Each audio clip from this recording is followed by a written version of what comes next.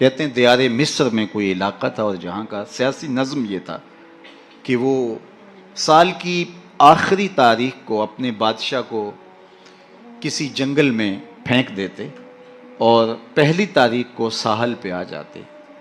سب سے پہلے ان کے ساحل پہ جو شخص آتا اس کو اپنا بادشاہ مان لیتے. کہیں جمہوری طریقہ ہوتا ہے, کہیں صدارتی نظم ہوتا ہے, ان کا نظام یہ تھا, رکھا تھا.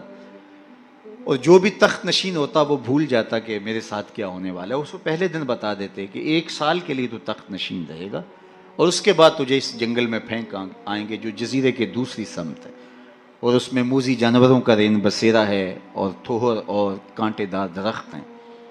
لیکن وہ بھول جاتا وہ تخت کی لذتیں اور اس کا سرور اور اس کا نشہ ہی ایسا ہوتا, اسے یاد ہی نہ رہتا کہ سال کے بعد میرے ساتھ کیا ہونے والا ہے. اور جو ہی سال کی آخری تاریخ ہوتی زنجیروں میں جکڑ کے ادھر پھینکتے پھر روتا ہے مجھے تم کہاں لے جا رہے ہو. ایک مرتبہ وہ اپنا پرانا بادشاہ پھینک کر کے نیا بادشاہ لینے ساحل پہ آئے تو جو شخص سب سے پہلے ساحل پہ اترا وہ تاجر شخص تھا. اس کے گلے میں پھولوں کے ہار ڈالے, گارڈ آف آنر پیش کیا. اس نے کہا یہ کیا ہے میرے لیے؟ کہا کہ یہ ہمارا دستور ہے, ہم سال کی پہلی تاریخ کو یہاں سے حکمران لیتے ہیں اور آخری تاریخ کو دوسری جانب پھینک آتے. اس نے کہا اتنا بھیانک انجام ہے تو میں تمہارا بادشاہ بننے کے لیے تیار نہیں. اس نے کہا تو چاہے نہ چاہے باندھ کے بھی تخت پہ بٹھانا پڑا, یہ ہمارا ضابطہ ہے. عجیب کہانی. اس نے کہا میں تو تاجرانہ غرض سے آیا ہوں, میں تو کوئی امور سلطنت اور سیاست سے آگاہ ہی نہیں ہوں. اس نے کہا ہمارے بندے لگے قوانین ہیں, اس کے ساتھ آپ نے کام کرنا ہوگا, اور اس نے کہا ہر صورت میں جو ہے وہ تجھے یہ کرنا پڑے گا. پھنس گیا. اس نے کہا اچھا مجھے یہ بتاؤ کہ سال بھر میری بات تو مانو گے؟ انہوں نے کہا ہاں آپ حکمران ہیں لیکن آپ قوانین میں تحریف نہیں کر سکتے, ترمیم نہیں کر سکتے, تبدیلی نہیں کر سکتے, البتہ آپ کے انتظامی امور ماننے کے لیے ہم پابند ہیں. اس نے کہا ٹھیک ہے کوئی بات نہیں. تخت پہ بیٹھ گیا. رومی لکھتے ہیں کہ جو بھی تخت پہ بیٹھتا اور بغیر کسی محنت کے, بغیر کمپین چلائے, بغیر الیکشن لڑے, تو وہ تو پھر پھول جاتا خوشی سے اور عیش و عشرت کرتا. لیکن یہ پہلا شخص تھا جب تخت نشین ہوا تو اس نے کہا بلدیہ کے ملازمین بلائے جائیں. بلائے گئے. کہا جاؤ اس جنگل میں جہاں بادشاہوں کو پھینک کے آتے ہو وہاں کے کانٹے اور جھاڑیاں کاٹو. اور پولیس کے کمانڈوز بلائے. کہا جاؤ وہاں جا کے جو موذی جانور ہیں ان کو قتل کر دو. معمار بلائے. کہا جا کے وہاں خوبصورت محل بناؤ. مالی بلائے. وہاں جا کے باغ لگاؤ, پھل لگاؤ, پھولدار, سایہ دار, ثمردار درخت لگاؤ.